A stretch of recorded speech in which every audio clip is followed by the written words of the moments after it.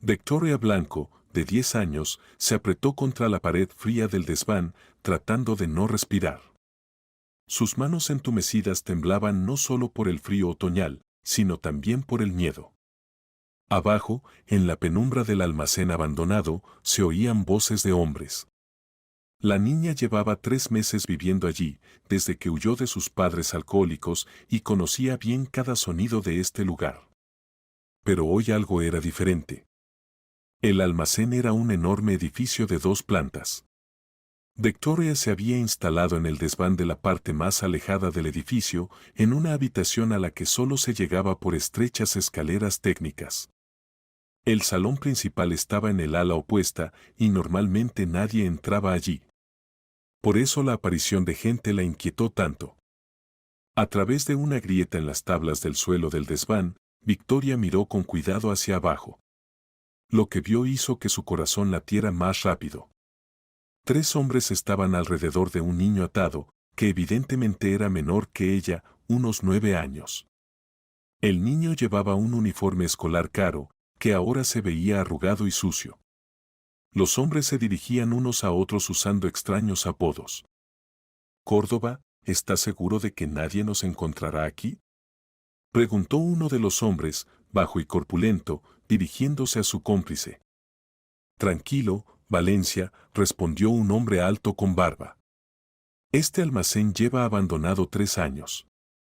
Aquí ni siquiera vienen los vagabundos. Lo comprobé personalmente, el edificio es demasiado grande y frío para pasar la noche».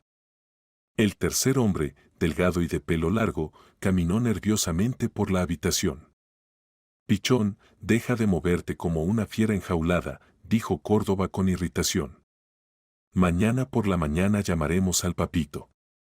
Diego Torres pagará cualquier dinero por su único hijito». El niño sollozó suavemente y Victoria sintió como algo se le contraía en el pecho. Sabía muy bien lo que significaba sentirse indefenso y asustado. Durante un mes de vagabundeo por las calles antes de encontrar este almacén, había visto crueldad e indiferencia, pero ella misma no podía pasar por alto la desgracia ajena. «Tomás, ¿verdad?». Córdoba se sentó junto al niño. «No llores. Si papá paga como debe, pasado mañana por la mañana estarás en casa». «Quiero ir con papá», lloró el niño. «Por favor, déjenme ir». «No vas a ninguna parte», respondió bruscamente Valencia. «Quédate quieto y no hagas tonterías». Los hombres extendieron sus sacos de dormir en un rincón del almacén. Córdoba sacó una botella de aguardiente y comenzaron a discutir el plan. Victoria aguzó el oído, tratando de recordar cada palabra. «Mañana a las 10 de la mañana llamamos a Torres», decía Córdoba. «Exigimos 10 millones de euros. El dinero debe estar listo por la tarde. Si todo sale bien, pasado mañana por la mañana soltamos al chico». «¿Y si no paga?», preguntó Pichón. «Pagará», respondió Córdoba con confianza. «Para él es una nadería. Y solo tiene un hijo. Después de la muerte de su esposa, este niño es todo para él».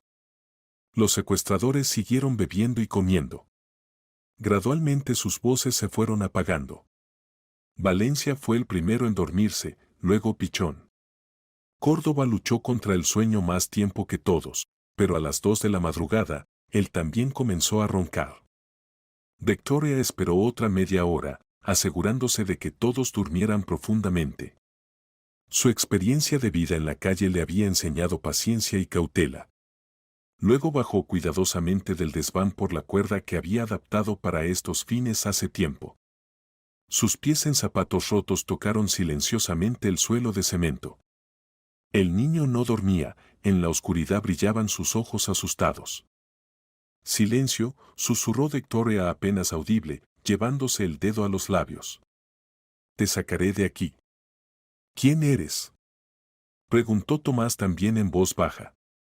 «Soy Victoria». «No tengas miedo, sé cómo salir de aquí». La niña desató rápidamente las cuerdas de las manos y piernas del niño. Sus dedos, acostumbrados a pequeños hurtos, se las arreglaron fácilmente con los nudos. Tomás se frotó las muñecas entumecidas. ¿Puedes caminar?, preguntó Victoria. El niño asintió. Victoria le tomó de la mano y lo llevó hacia el rincón más alejado del almacén.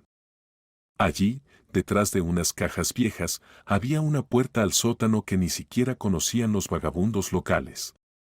Victoria la había descubierto en la primera semana después de instalarse aquí. «Sígueme», susurró Victoria, abriendo la puerta chirriante. Bajaron al sótano por una escalera estrecha. Cada escalón crujía bajo sus pies y Victoria se quedaba inmóvil, temiendo que el sonido despertara a los secuestradores. El sótano estaba sumido en una oscuridad total.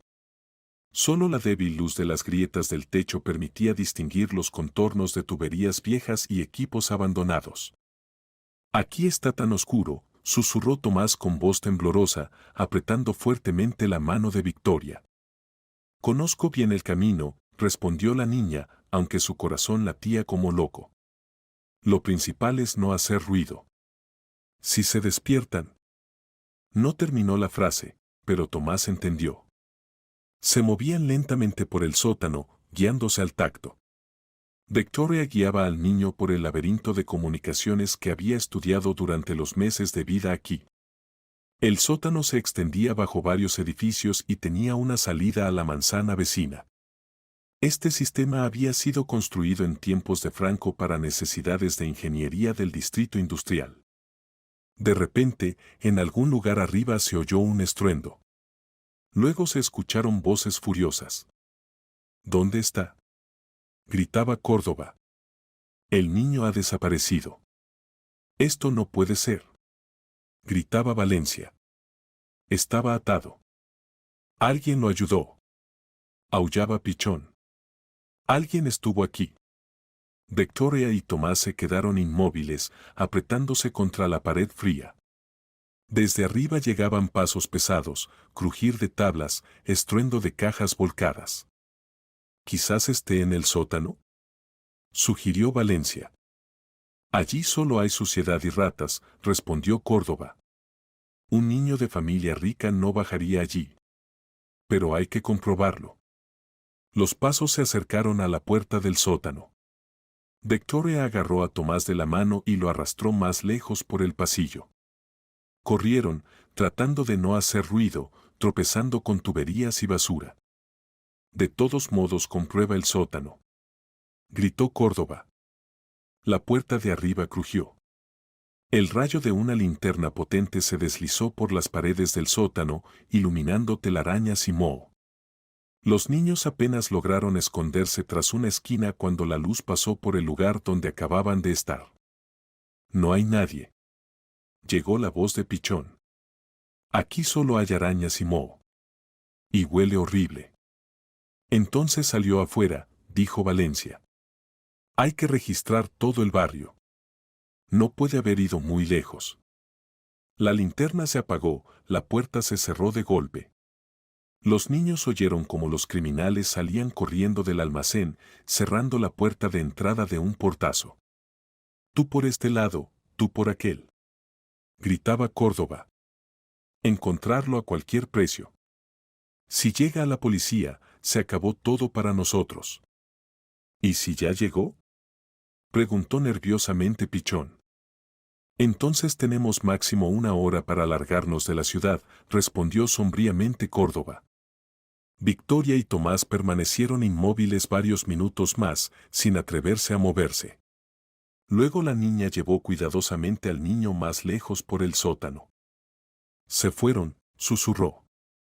«Pero pueden volver. Y ahora saben que alguien te ayudó. Hay que darse prisa». Caminaron por el laberinto subterráneo durante unos 40 minutos. Victoria giró varias veces por túneles laterales, eligiendo el camino más largo pero seguro. Quería sacar a Tomás lo más lejos posible del almacén. Finalmente llegaron a otra escalera que subía al extremo opuesto de la manzana. Victoria abrió cuidadosamente la puerta y miró afuera. El patio estrecho entre casas viejas estaba vacío. «Ahora saldremos a la calle», dijo Victoria en voz baja. «Pero ten mucho cuidado. Que no los veamos no significa que no estén cerca. Pueden estar en cualquier parte. No se puede tocar puertas de apartamentos, no toda la gente es buena, de noche pueden no abrir. Tenemos que llamar a la policía de alguna manera. Salieron del sótano y se encontraron en un laberinto de patios. Eran alrededor de las 3 de la madrugada, pero Victoria se sentía como en casa en la oscuridad. Meses de vagabundeo le habían enseñado a moverse silenciosamente, esconderse en las sombras, sentir el peligro. Tengo miedo, admitió Tomás, temblando de frío y susto. Yo también tengo miedo, respondió honestamente Victoria. Pero ya casi estamos libres. Lo principal es no que nos vean. Se arrastraron de casa en casa, de portal en portal. Victoria elegía las callejuelas más oscuras, evitaba las zonas iluminadas. Su experiencia de vida en la calle ahora les servía a ambos. De repente en la callejuela vecina se oyeron pasos rápidos y voces furiosas. No hay nada, decía Valencia, respirando pesadamente. ¿Quizás el niño se fue muy lejos? No pudo, respondía Pichón. Nos dimos cuenta rápido. Pasó máximo media hora. Está en algún lugar aquí, en un radio de 1 kilómetro. ¿Y si alguien lo ayudó? Supuso Valencia. Un niño de 9 años solo no habría podido desaparecer tan hábilmente. Entonces hay que encontrar tanto al que lo ayudó como a él mismo, dijo sombríamente Córdoba. No necesitamos testigos. Victoria agarró a Tomás y lo arrastró detrás de unos contenedores de basura. Se sentaron conteniendo la respiración mientras los secuestradores pasaban cerca, maldiciendo e iluminando con linternas. Los hombres estaban a solo unos metros de ellos. ¡Maldición! Se enfurecía Córdoba. Si el niño llega a la policía, a todos nos esperan 10 años de cárcel por secuestro. ¿Quizás deberíamos irnos ya?, propuso nerviosamente Pichón. Primero encontraremos al niño, dijo firmemente Córdoba. Si no, estaremos huyendo toda la vida. Las voces se alejaron. Victoria esperó varios minutos más, luego miró cuidadosamente desde el escondite. Se fueron en otra dirección, susurró. Ahora rápido a la gasolinera. Pero con mucho cuidado. Salieron de los patios y caminaron por calles desiertas, escondiéndose en las sombras de los edificios. Victoria miraba constantemente hacia atrás, comprobando si alguien lo seguía. Cada sonido, cada sombra podía significar peligro.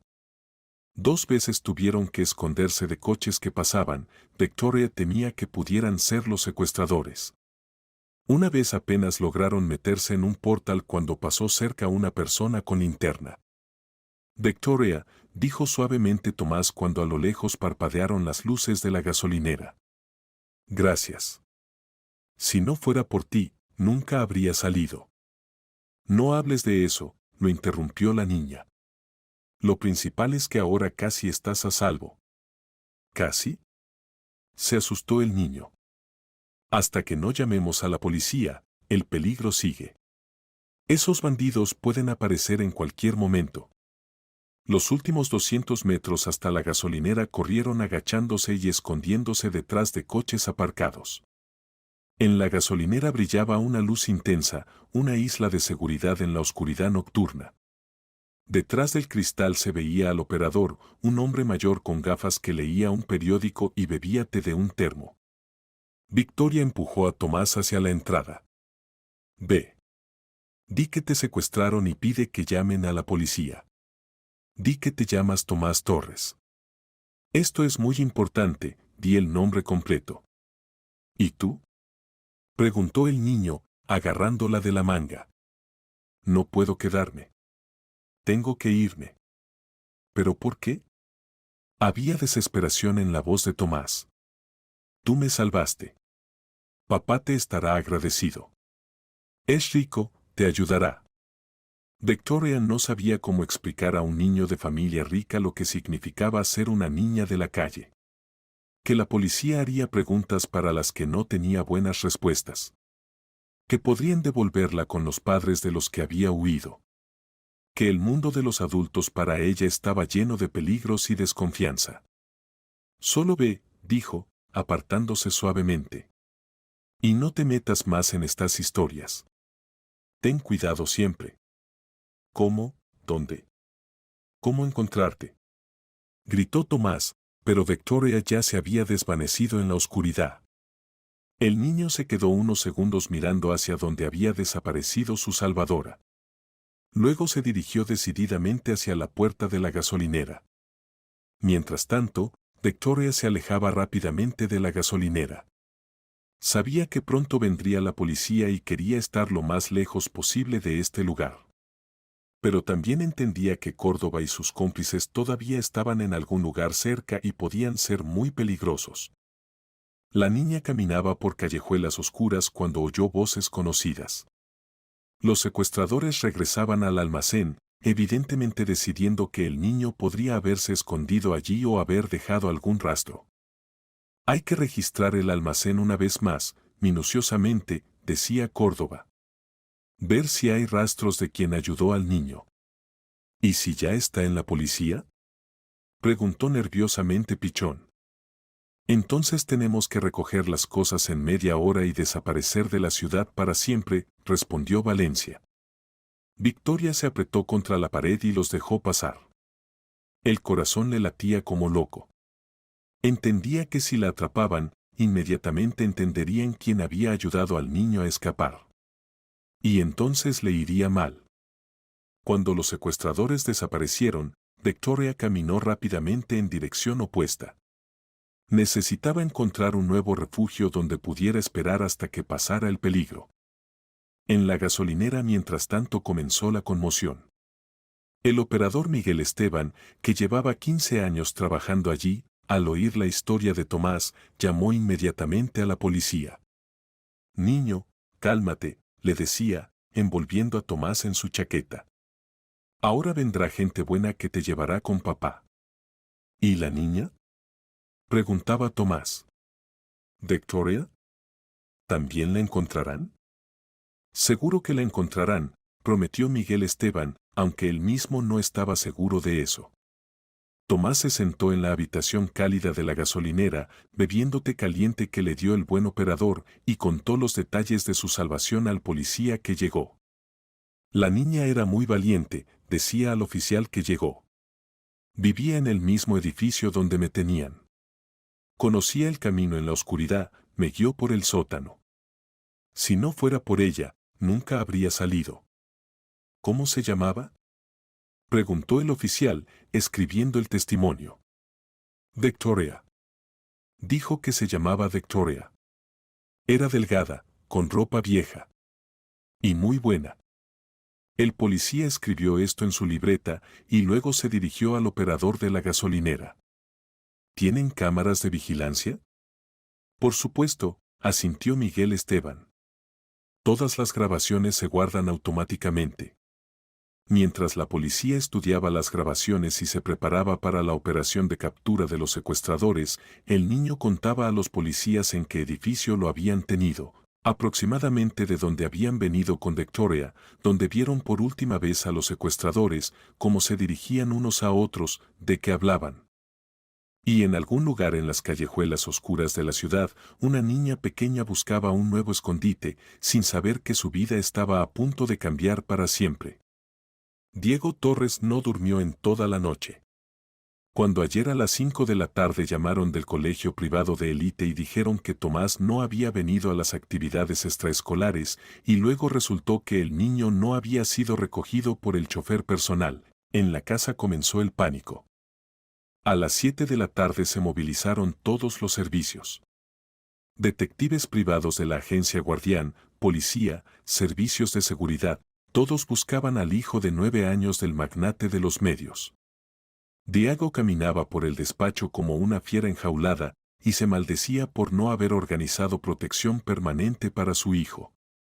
Después de la muerte de su esposa hace un año, Tomás se había convertido en el único sentido de su vida. El niño se parecía mucho a su madre, los mismos ojos, la misma sonrisa suave, el mismo carácter bondadoso. Diego tenía miedo incluso de pensar que podría perderlo también. Cuando por la noche sonó el teléfono, Diego agarró el auricular sin siquiera mirar el número. Sí. ¿Don Diego? Oyó una voz desconocida. Soy el oficial de guardia del Departamento de Policía del Distrito Centro, Capitán Belmont. Su hijo ha sido encontrado. Está a salvo. Diego sintió como una ola de alivio tan fuerte recorrió su espalda que las piernas apenas lo sostuvieron. ¿Dónde está? ¿Cómo está? ¿Está bien? Está sano, no resultó herido. Ahora está en nuestra comisaría. Puede venir a recogerlo. Y además, don Diego, los secuestradores han sido detenidos. La operación fue exitosa. Diego no recordaba cómo llegó a la comisaría. El chofer luego contaría que durante todo el camino el jefe repetía, vivo, sano, vivo, sano. Cuando vio a Tomás sentado en una silla en el despacho del investigador bebiendo té con galletas, las piernas se le doblaron. El niño se lanzó hacia su padre. Papá. Tomás lo abrazó fuertemente. Pensé que nunca más te vería. Todo está bien, hijo. Diego le acarició la cabeza, sin poder contener las lágrimas. Ahora todo está bien. Papá está aquí. El investigador mayor, comandante Contreras, le contó lo que había pasado. Su hijo fue llevado a la gasolinera por un niño desconocido alrededor de las 3 de la madrugada. El operador de la gasolinera llamó inmediatamente a la policía. Desafortunadamente, cuando llegó la patrulla, ese niño ya no estaba. Pero gracias al testimonio de su hijo pudimos detener operativamente a los 3 secuestradores. ¿Quién fue? ¿Quién salvó a mi hijo? Preguntó Diego. Una niña de aproximadamente la misma edad que su hijo. Las cámaras de vigilancia de la gasolinera captaron su rostro, pero no figura en nuestras bases de datos. Muy probablemente, una niña de la calle. Diego se volvió hacia su hijo. Tomás, cuéntame todo desde el principio. No te apresures, con detalles. El niño contó cómo lo habían agarrado en el colegio 3 hombres, lo metieron en un coche, lo llevaron a un almacén abandonado, y cómo la niña llamada Victoria lo ayudó a escapar por túneles del sótano. Era muy valiente, papá, dijo Tomás. Y muy delgada. Me parece que hacía tiempo que no comía. Y su ropa era muy vieja y rota, pero era buena e inteligente. ¿Dónde está ese almacén? En el distrito industrial de la calle Fábrica, respondió el investigador. Ya enviamos allí un grupo operativo hace una hora.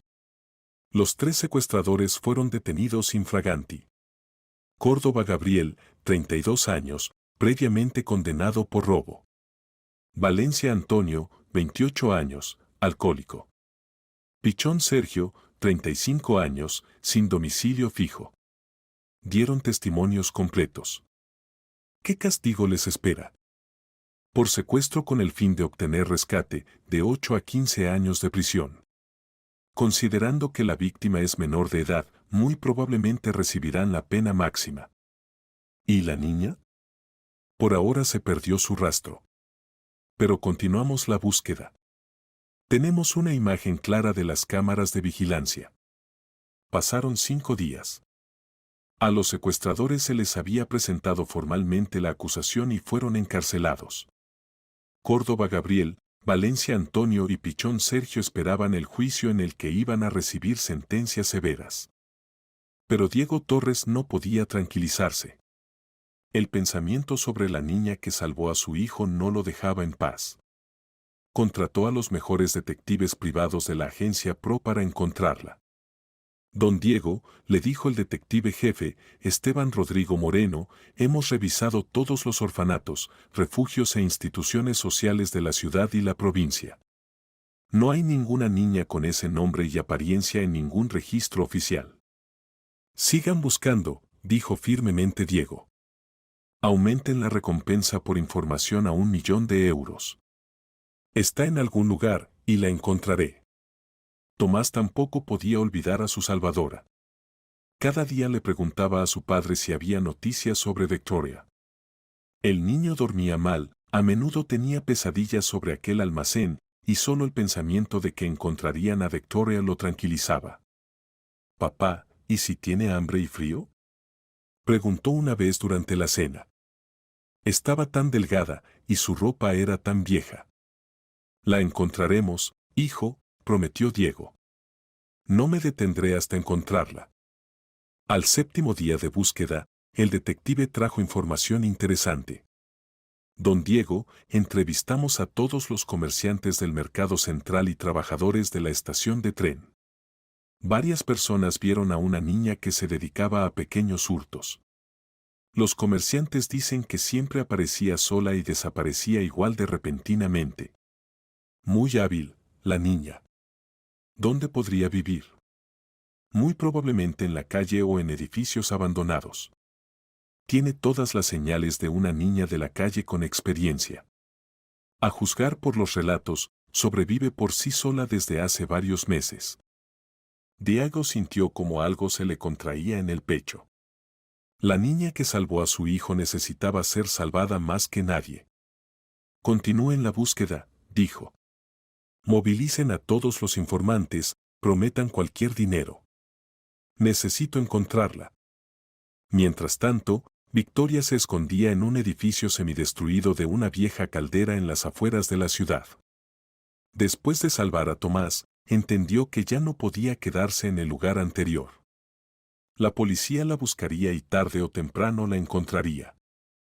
El nuevo refugio era considerablemente peor que el anterior. Aquí no había un desván relativamente seguro donde poder dormir.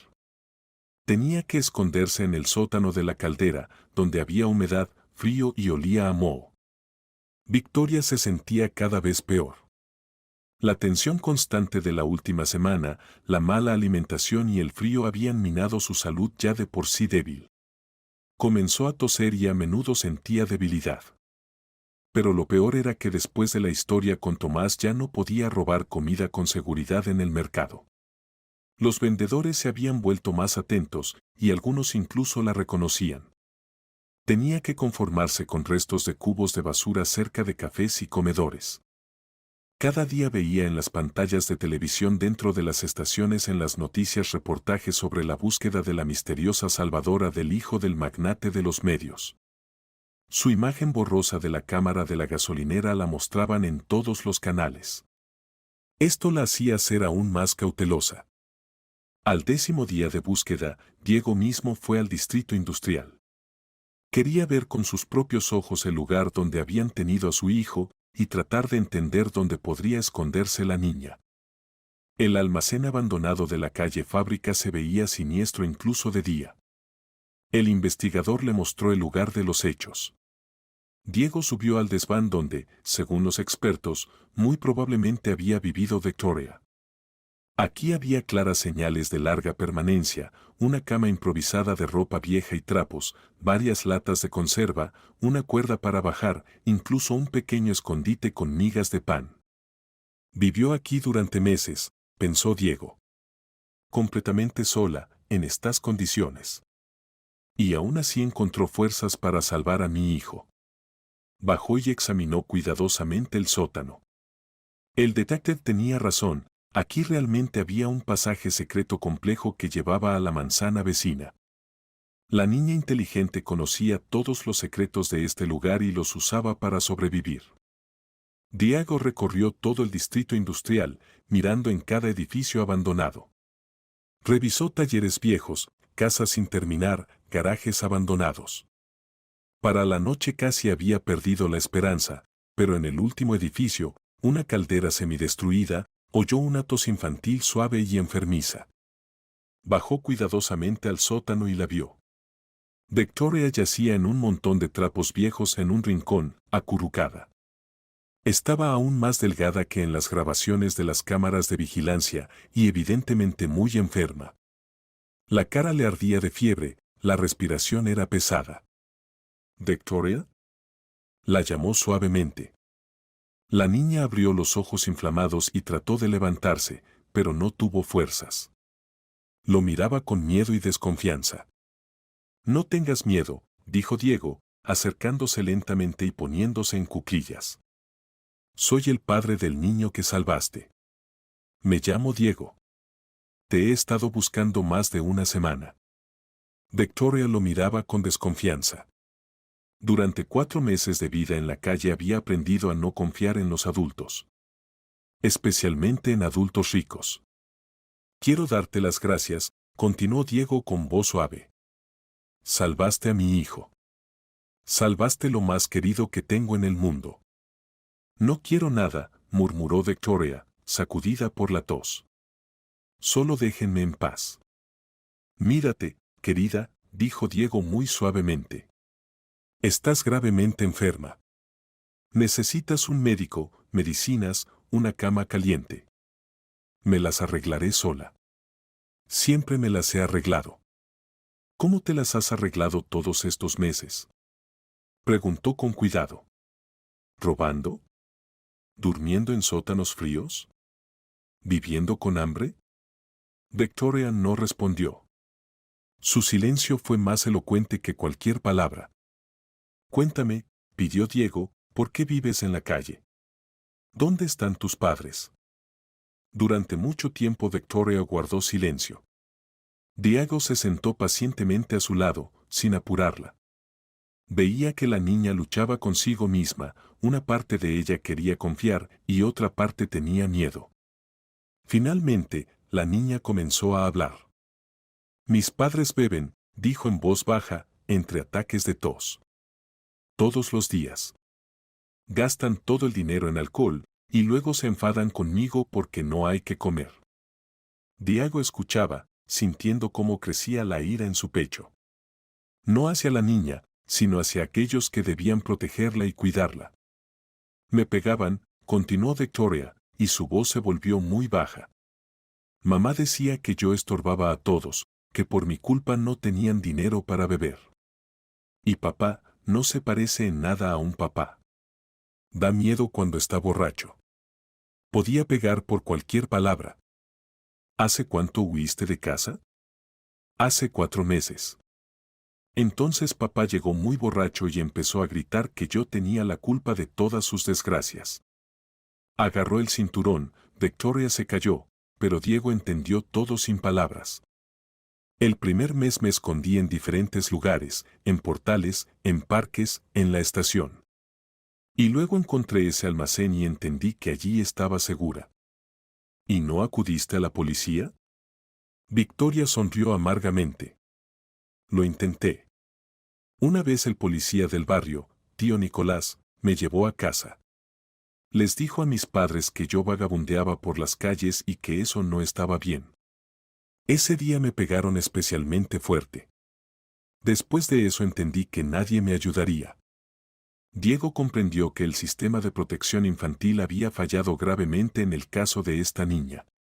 Una personita había quedado librada a su suerte en un mundo cruel, y solo su propia astucia y resistencia la habían ayudado a sobrevivir. Victoria, quiero ayudarte, dijo sinceramente.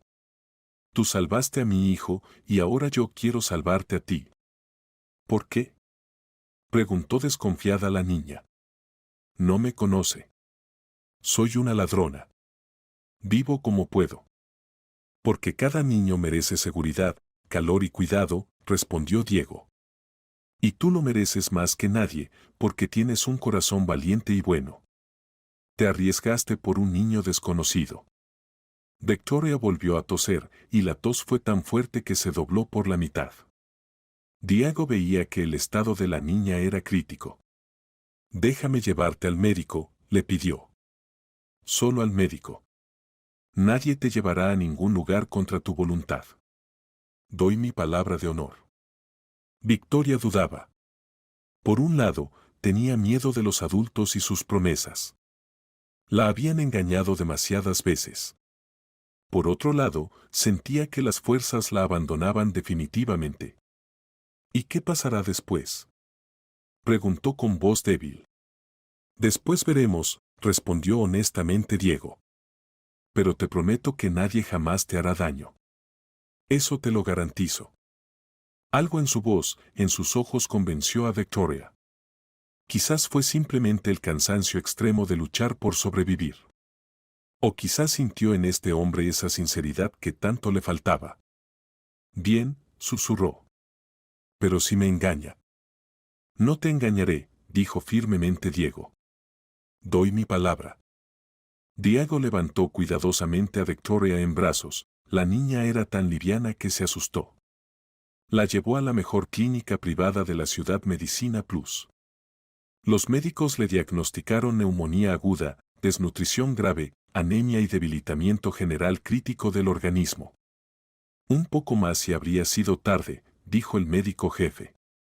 La niña está literalmente al límite. Pero la sacaremos adelante. Pusieron a Victoria en una habitación privada de cuidados intensivos. Los primeros días estuvo muy débil. Diego no se apartó de ella, contrató a los mejores especialistas, enfermeras las 24 horas. Mientras Victoria se curaba, Diego se ocupó de las cuestiones legales. Contrató el mejor bufete de abogados, justicia y ley para quitar la patria potestad a los padres de la niña. Detectives privados reunieron pruebas exhaustivas de su alcoholismo, maltrato infantil, completo abandono de las obligaciones parentales. El juicio se celebró 3 semanas después. Los padres de Victoria ni siquiera se presentaron a la audiencia, estaban en una borrachera. La decisión fue contundente, los padres perdían todos los derechos sobre la niña. El siguiente paso legal fue que Diego Torres obtuvo el derecho de tutela con posterior adopción. Tomás cada día preguntaba por Victoria y pedía que lo llevaran a verla al hospital. «¿Papá, va a vivir con nosotros?», preguntó cuando se enteró de la decisión del tribunal. «¿Quieres que viva con nosotros?», preguntó a su vez Diego. «Por supuesto. Ella me salvó. Y además, no tiene otro lugar a donde ir. Y nosotros tenemos una casa tan grande». Diego sonrió. Su hijo había heredado de su madre un corazón bondadoso y sentido de la justicia. Después de un mes de tratamiento dieron de alta a Victoria del hospital. Había aumentado de peso, pero aún estaba muy delgada y asustadiza. Diego la llevó a su casa, una mansión en el barrio de élite de la ciudad. La lujosa casa de la familia Torres asombró a Victoria. Nunca había visto habitaciones tan grandes y hermosas, muebles tan caros. Todo aquí brillaba, olía a perfumes caros e impresionaba la vista. Los suelos de parqué relucían como espejos, y las lámparas de cristal se reflejaban bajo los rayos del sol. «Bienvenida a casa, querida», dijo Diego, observando su reacción. En el recibidor los esperaba una mujer mayor bondadosa de cabello gris, cuidadosamente peinado. «Victoria, esta es mi madre, Esperanza», la presentó Diego. «Mamá, esta es Victoria, la niña que salvó a Tomás». Esperanza, que tenía 70 años, se acercó a Victoria con cuidado, como a un pajarito asustado, y la abrazó tiernamente. «Gracias, querida», dijo con lágrimas en los ojos. «Gracias por devolvernos a nuestro niño. Eres nuestro ángel de la guarda». Los primeros días en la nueva casa fueron una prueba para Victoria. Tenía miedo de tocar las cosas hermosas, no entendía para qué servían tantas habitaciones, y por costumbre escondía trozos de comida en el armario por si llegaban días de hambre. Esperanza le explicaba pacientemente las reglas de vida en la casa. Le mostraba cómo usar el baño con agua caliente, cómo comportarse en la mesa, cómo vestirse apropiadamente. Victoria aprendía todo con la avidez de una persona que había estado privada mucho tiempo del confort elemental. «No tengas miedo, cariño», le decía Esperanza. «Ahora esta es tu casa. Aquí nadie te hará daño». Tomás desde el primer día se convirtió para ella en un verdadero hermano. Le mostraba sus juguetes y libros, leía con ella, le contaba sobre el colegio, le enseñaba a jugar juegos de mesa. Gradualmente Victoria comenzó a descongelarse, a sonreír, incluso a reír. «Se ha vuelto completamente diferente», le decía Tomás a su padre. Al principio era como un gatito asustado y ahora casi como una niña normal. Efectivamente, después de un mes Victoria ya no se sobresaltaba con los ruidos fuertes, no se apartaba cuando alguien se le acercaba inesperadamente. Había aprendido a comer despacio, sin prisa, habiendo entendido que la comida no desaparecería si no se la tragaba apresuradamente.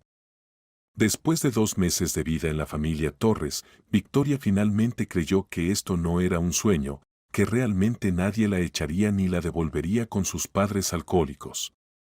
Esperanza notó que a la niña le gustaba dibujar. Victoria podía pasar horas sentada con un lápiz y papel, creando dibujos sorprendentes. Sus trabajos eran muy emotivos, se sentían tanto el dolor del pasado como la esperanza en el futuro y la gratitud por el rescate. Tiene verdadero talento, le dijo Esperanza a su hijo, mostrándole uno de los dibujos de Victoria. Mira cómo representó nuestra casa. No es solo un edificio, es un símbolo de calor y seguridad. Hay que buscarle un buen profesor de dibujo, decidió Diego. Contrató al mejor profesor de artes plásticas de la ciudad, María del Pilar Ruiz, artista distinguida, que inmediatamente vio en Victoria un don extraordinario. Esta niña ve el mundo de manera especial, dijo después de la primera clase. Sus trabajos están llenos de profundidad y sinceridad. Tienen alma, y eso es lo más importante en el arte. Victoria aprendía técnica de dibujo con enorme placer. La pintura se convirtió para ella en una forma de expresar todas esas emociones que no podía expresar con palabras. En sus cuadros había tanto paisajes urbanos sombríos que recordaban el pasado difícil, como escenas familiares brillantes y llenas de luz que reflejaban su nueva vida. Gradualmente la niña comenzó a confiar completamente en su nueva familia. Permitía que Esperanza la abrazara y la llamara nieta, se reía de las bromas de Tomás, escuchaba con interés a Diego cuando le contaba sobre su trabajo en el imperio mediático. Pero a veces volvían los viejos miedos. Victoria podía despertarse en medio de la noche por una pesadilla sobre la vida anterior y no poder calmarse durante varias horas. En esos momentos venía Esperanza, se sentaba al lado en la cama y cantaba suavemente canciones de cuna que una vez había cantado a su hijo Diego cuando era bebé. Todo está bien, querida, susurraba. Estás a salvo. Te queremos y no te entregaremos a nadie. Cuando Victoria se fortaleció finalmente física y psicológicamente, Diego la inscribió en el mismo colegio privado de élite donde estudiaba Tomás. Al principio a la niña le costó acostumbrarse a la vida escolar. Estaba considerablemente atrasada en muchas materias, porque en su vida anterior hacía tiempo que no asistía al colegio, todas las fuerzas se iban en sobrevivir. Pero Victoria era inteligente e increíblemente perseverante. Estudiaba extra con tutores en todas las materias que Diego contrató para ella, y gradualmente alcanzaba a sus compañeros. Especialmente bien le iban la literatura y las artes plásticas. Los compañeros de clase al principio la trataban con curiosidad y cierta cautela. Todos sabían que era la hija adoptiva del magnate de los medios Torres, pero nadie conocía los detalles de su pasado. Victoria era reservada y no le gustaba hablar de dónde había aparecido en esta familia. Pero gradualmente encontró verdaderos amigos. Su sinceridad, bondad y disposición a ayudar atraían a la gente hacia ella.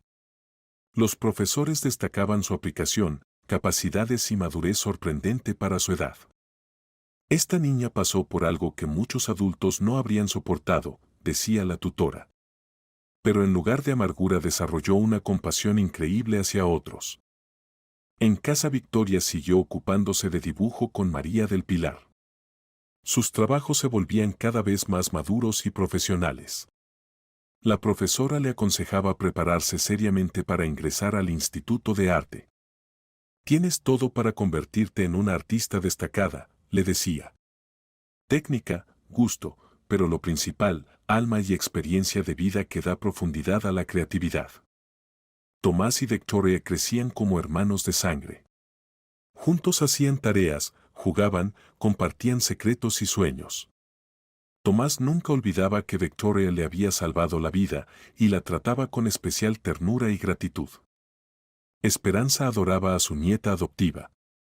Le enseñaba buenos modales, le contaba sobre tradiciones familiares, le transmitía su experiencia de vida. Victoria escuchaba con placer sus relatos sobre la juventud, sobre cómo había conocido al abuelo de Tomás, cómo había criado a Diego en tiempos difíciles. Trajiste una luz especial a nuestra casa, le decía Esperanza. Después de la muerte de mi nuera pensaba que nunca más seríamos verdaderamente felices.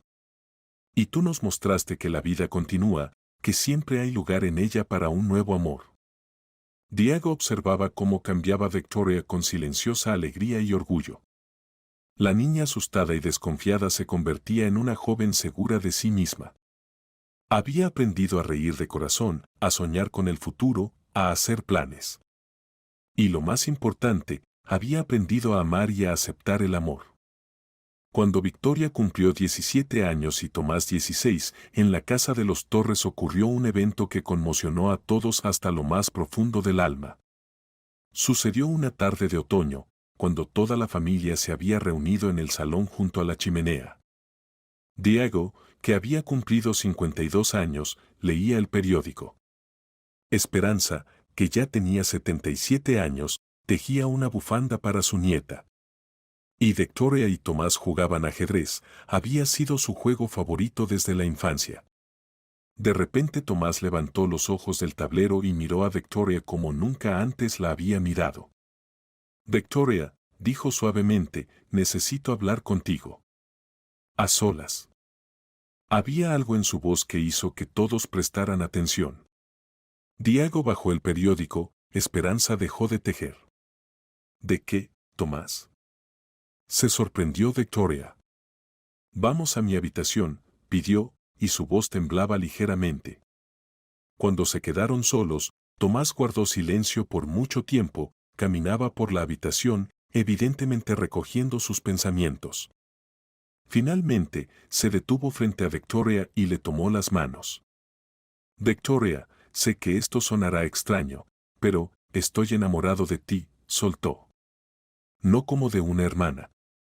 Realmente enamorado, como de una chica. Victoria sintió como si el suelo se desvaneciera bajo sus pies. Miraba a Tomás, el rostro familiar desde la infancia, los ojos grises en los que ahora se leía dolor y esperanza desesperada. Tomás, pero somos hermano y hermana, comenzó confundida. No. La interrumpió bruscamente. No somos parientes de sangre. Tú me salvaste la vida, te convertiste en parte de nuestra familia, pero no somos hermanos de sangre.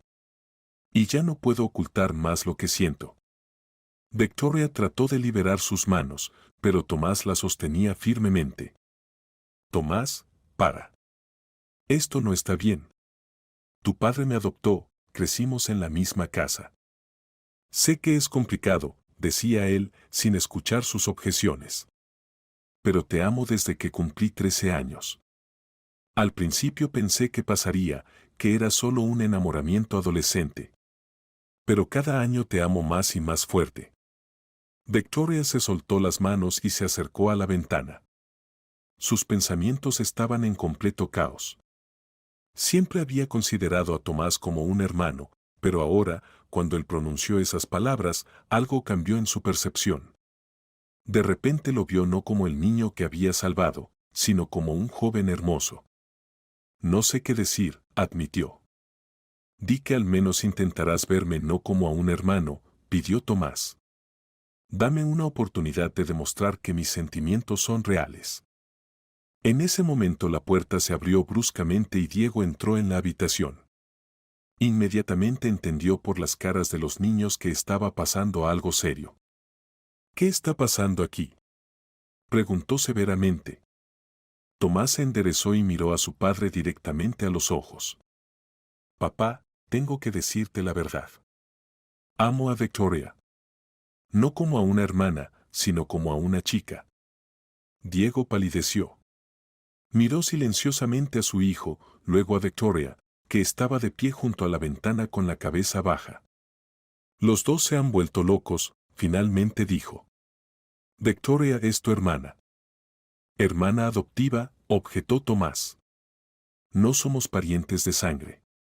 No importa. explotó Diego. Crecieron en la misma familia. Esto es antinatural. Victoria se volvió hacia ellos.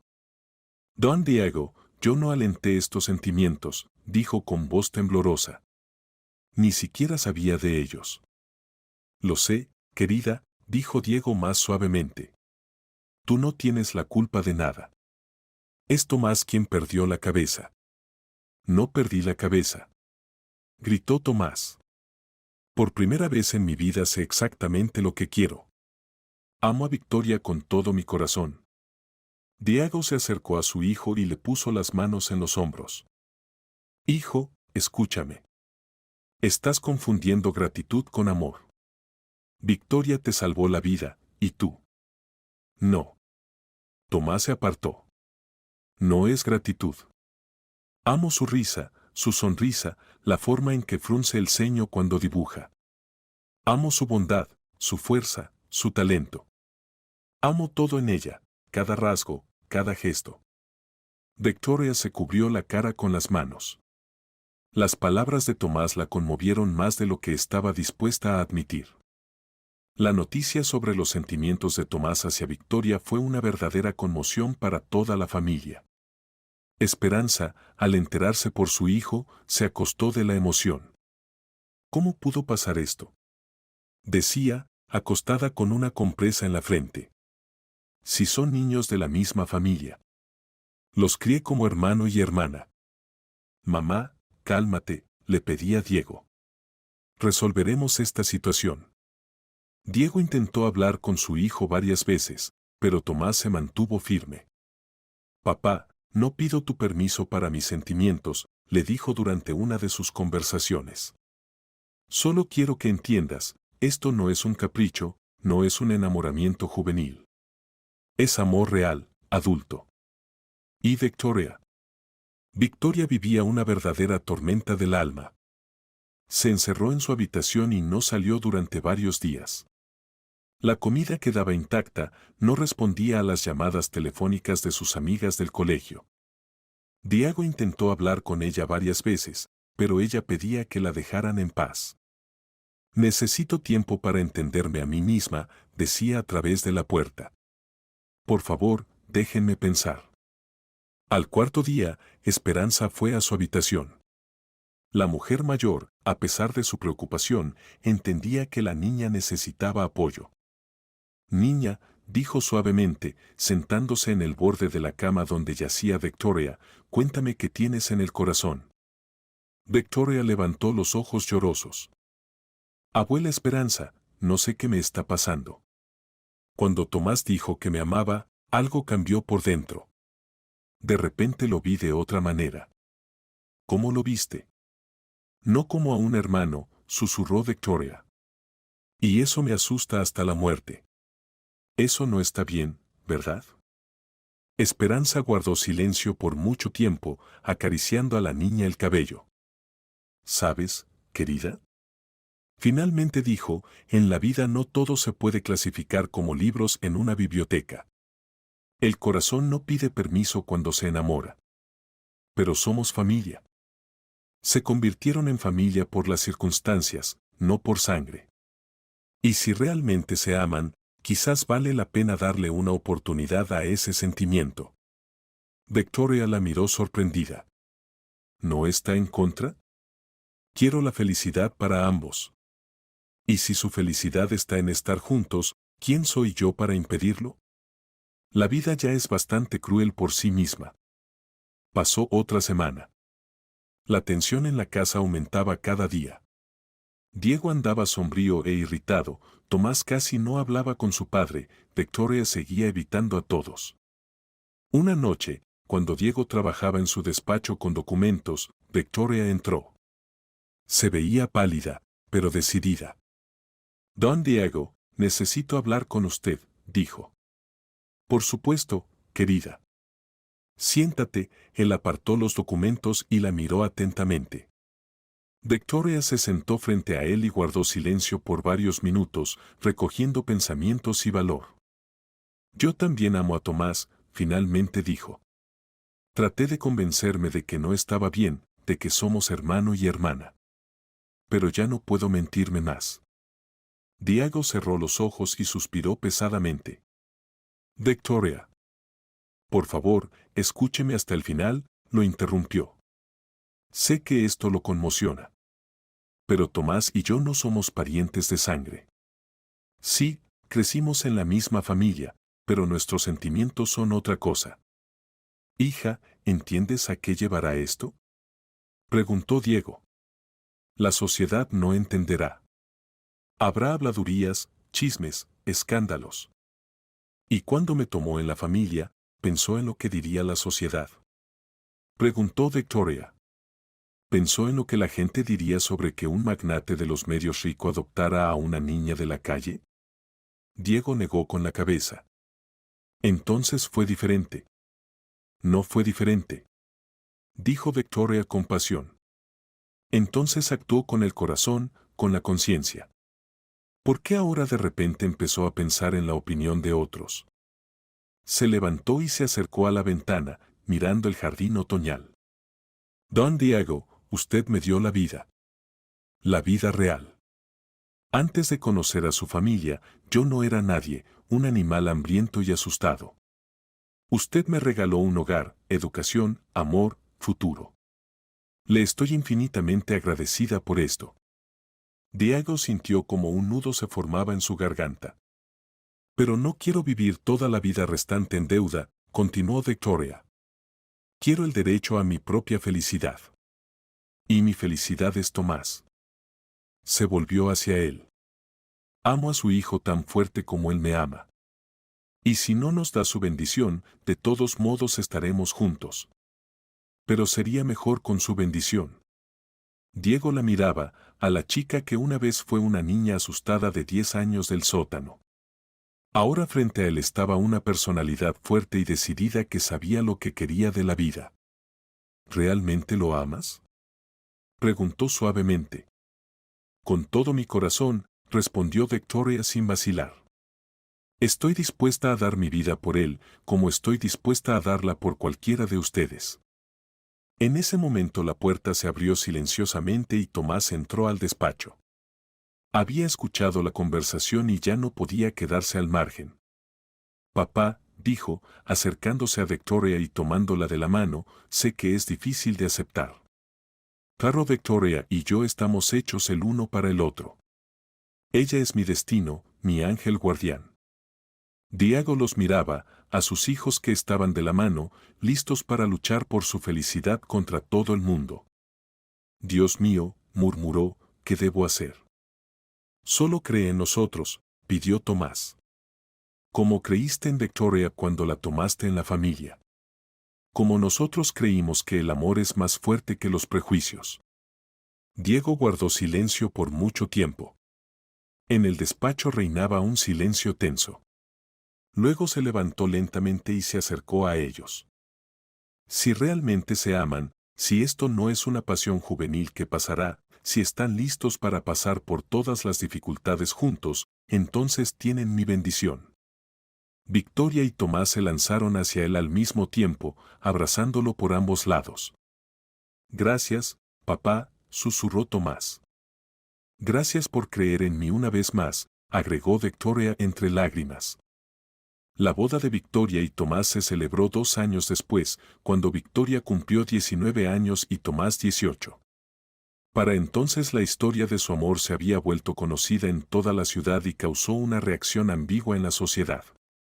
Cuando la noticia llegó a la prensa, la reacción fue tumultuosa. Algunos condenaban la unión antinatural, otros encontraban en esta historia algo romántico y conmovedor. Diego contrató a los mejores especialistas en relaciones públicas de la agencia Imagen Maestro para presentar la historia bajo la luz correcta. Contaron a la prensa la versión completa de los eventos, como una pequeña niña de la calle salvó a un niño de secuestradores, como crecieron en la misma familia pero no son parientes de sangre, como su amistad infantil y gratitud mutua se convirtió en amor real y profundo. Esta es un cuento moderno, escribían periodistas de publicaciones liberales. Una historia sobre cómo el bien regresa multiplicado, cómo el amor vence los prejuicios. Esta es una historia sobre sentimientos reales que no reconocen convenciones, les hacían eco otros. Por supuesto, hubo críticos, especialmente entre círculos conservadores, pero sus voces gradualmente se callaron ante la sinceridad y fuerza de los sentimientos de los jóvenes. La boda fue lujosa, pero al mismo tiempo muy cálida y familiar. Diego no escatimó gastos para la celebración de sus hijos, pero el énfasis principal no se puso en el espectáculo, sino en crear una atmósfera de amor y unidad. Victoria estaba hermosa en un vestido blanco del famoso diseñador, que ella misma ayudó a crear, aportando sus ideas artísticas. El vestido era simple en su corte, pero increíblemente elegante, resaltando su belleza natural y gracia. Tomás no podía apartar los ojos de ella. A los 18 años se veía como un joven adulto y serio, listo para asumir la responsabilidad de una familia. Esperanza, a pesar de sus 79 años, fue la principal organizadora de la celebración. Personalmente verificó cada detalle, cada flor en los ramos, cada plato en las mesas. Esta es la boda más inusual de mi vida, les decía a los invitados, pero también la más feliz. Mis hijos merecen todo lo mejor. Cuando Diego llevó a Victoria al altar, ambos lloraban de felicidad y emoción. Gracias por todo, papá, susurró Victoria.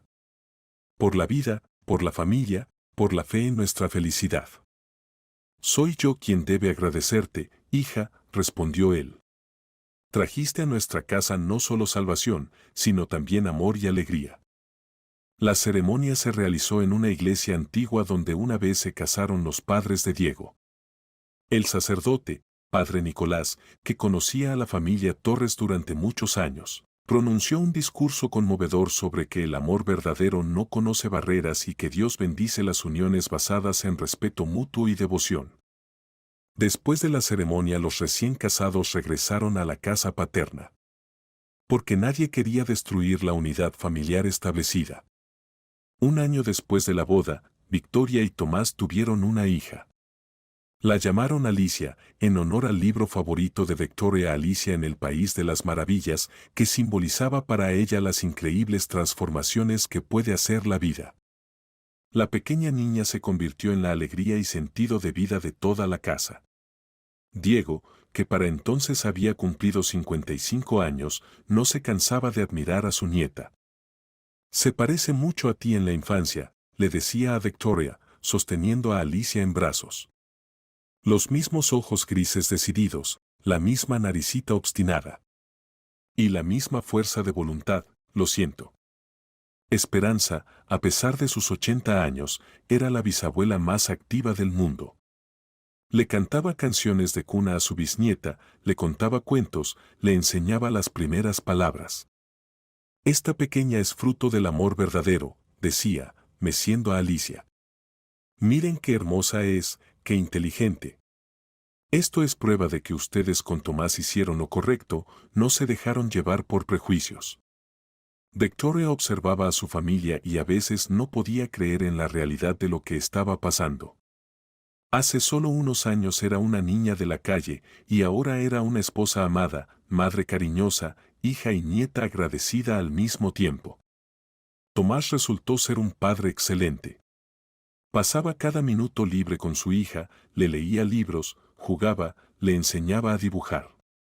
Para entonces ya estudiaba en la universidad en la Facultad de Economía y se preparaba para ayudar a su padre en la gestión del imperio mediático.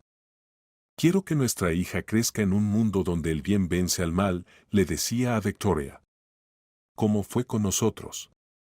Victoria a los 20 años ya había terminado la escuela de arte y se preparaba para ingresar al Instituto de Diseño. Su talento se desarrollaba y fortalecía, sus trabajos se volvían cada vez más profesionales. Soñaba con convertirse en diseñadora de interiores y crear espacios que dieran a la gente calor y comodidad. Cuando Alicia cumplió 5 años, la familia sufrió una prueba seria. Esperanza se enfermó gravemente. Los médicos le diagnosticaron una enfermedad oncológica y los pronósticos no eran alentadores. Victoria pasaba días y noches junto a la cama de la abuela. Le leía libros, le contaba sobre sus planes, le mostraba dibujos de Alicia, que ya mostraba habilidades artísticas. Victoria, querida, dijo una vez Esperanza, quiero que sepas, fuiste el mejor regalo que el destino le hizo a nuestra familia. Abuela, no diga eso, lloraba Victoria. Se va a curar. Encontraremos los mejores médicos. No, cariño. Lo siento. Pero no estoy triste. Soy feliz porque alcancé a ver cómo te convertiste en una mujer maravillosa, cómo creaste una familia feliz, cómo diste a luz a una pequeña maravillosa. Esperanza vivió 4 meses más. Murió silenciosamente, durmiendo, rodeada de su familia amorosa. Sus últimas palabras fueron, cuídense unos a otros. El amor es lo único que permanece para siempre. El funeral se convirtió en una verdadera despedida de toda la ciudad de una mujer que había dedicado toda su vida a la caridad y ayuda a los necesitados. Victoria no podía parar de llorar. Había perdido no solo a la abuela, sino también a su mejor amiga, mentora, la persona que primero creyó en su amor por Tomás. Después de la muerte de Esperanza, la familia se unió aún más. Diego a los 60 años decidió gradualmente transferir las riendas del control de la compañía a Tomás, quien a los 24 años ya había mostrado sus habilidades. Victoria desarrollaba su negocio de diseño, que después de terminar el instituto se convirtió en uno de los más exitosos de la ciudad. Su estudio Comodidad Hogareña se especializaba en crear interiores que no solo fueran hermosos, sino también psicológicamente cómodos. Cada casa debe curar el alma, decía en entrevistas. Sé lo importante que es tener un lugar donde te sientes seguro. Alicia crecía siendo una niña sorprendente. En ella se combinaban las habilidades artísticas de la madre, el talento para los negocios del padre y una sabiduría que parecía no corresponder a su edad. Esta niña llegará lejos, decía Diego sobre ella. Tiene talento, carácter y buen corazón. Victoria a menudo le contaba a su hija la historia de cómo salvó a papá cuando eran niños. Alicia escuchaba estos relatos con admiración. Mamá, ¿y si no hubiera salvado a papá, yo no habría existido? Preguntaba. Definitivamente habrías existido, querida, respondía Victoria. Solo que quizás en otra familia, con otros padres. Pero yo quiero estar precisamente en nuestra familia, decía seriamente Alicia. Me gusta que tengo padres tan valientes y amorosos.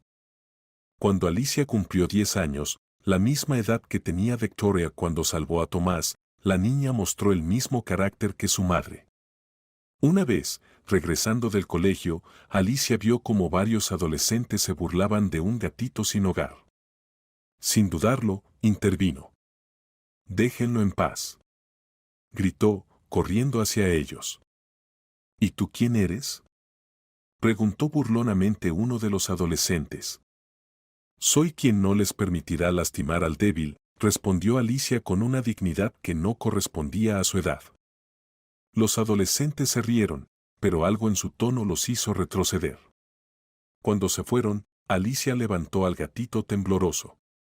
Lo trajo a casa, y Victoria, mirando a su hija con el gatito en brazos, se recordó a sí misma en la infancia. La misma determinación de ayudar, la misma compasión por la desgracia ajena. «Mamá, ¿lo vamos a quedar?», preguntó Alicia. «Por supuesto, querida», sonrió Victoria. «¿Cómo puedo negarle algo a una niña que se parece tanto a mí?». Diego, observando esta escena, entendió que la bondad se transmite de generación en generación, como la herencia más valiosa. El círculo se cerró, le dijo a Victoria. Tú salvaste a Tomás, Tomás te salvó con su amor, y ahora Alicia continúa la tradición de salvación. Pasaron otros 15 años. Victoria tenía 40 años, Tomás 39 y Alicia 25. Se habían convertido en una de las familias más conocidas y respetadas de la ciudad. Su historia de amor, que comenzó con un rescate infantil, se volvió leyenda sobre la que escribían libros y hacían documentales. Alicia ya trabajaba como arquitecta y mostraba habilidades destacadas en diseño. Soñaba con crear casas que dieran a la gente calor y comodidad, como una vez la casa de su familia le dio nueva vida a su madre. Ya estaba casada con un joven bueno y confiable llamado Máximo, que trabajaba como médico. Diego a los 75 años aún era vigoroso y activo, aunque ya había transferido la mayoría de los asuntos a su hijo. Observaba con orgullo cómo se desarrollaba el negocio familiar bajo la dirección de Tomás, cómo prosperaba el estudio de diseño de Victoria, cómo se establecía en la vida su querida nieta. ¿Sabes, Victoria?, dijo una vez, sentado en la misma sala donde una vez una pequeña niña de la calle vio por primera vez un hogar real, entendí la verdad principal de la vida: la felicidad no está en el dinero ni en el éxito. La felicidad está en dar amor y recibirlo a cambio. Victoria se sentó junto a él. Pensaba en qué camino increíble había recorrido su vida. De niña de la calle a esposa amada, madre cariñosa, empresaria exitosa. ¿Recuerda cómo me vio por primera vez en ese sótano de la caldera?, preguntó. Por supuesto que recuerdo. Eras tan pequeña, tan enferma y asustada. Pero en tus ojos había tal fuerza, tal determinación de sobrevivir. Y yo recuerdo cómo vi por primera vez a Tomás atado en ese almacén, continuó Victoria. Y pensé que no podía pasar de largo. Nunca pensé que ese momento cambiaría toda mi vida tan radicalmente. Y la mía también, agregó Diego. Si no fuera por ti, habría perdido a mi hijo. Y en cambio obtuve una hija, una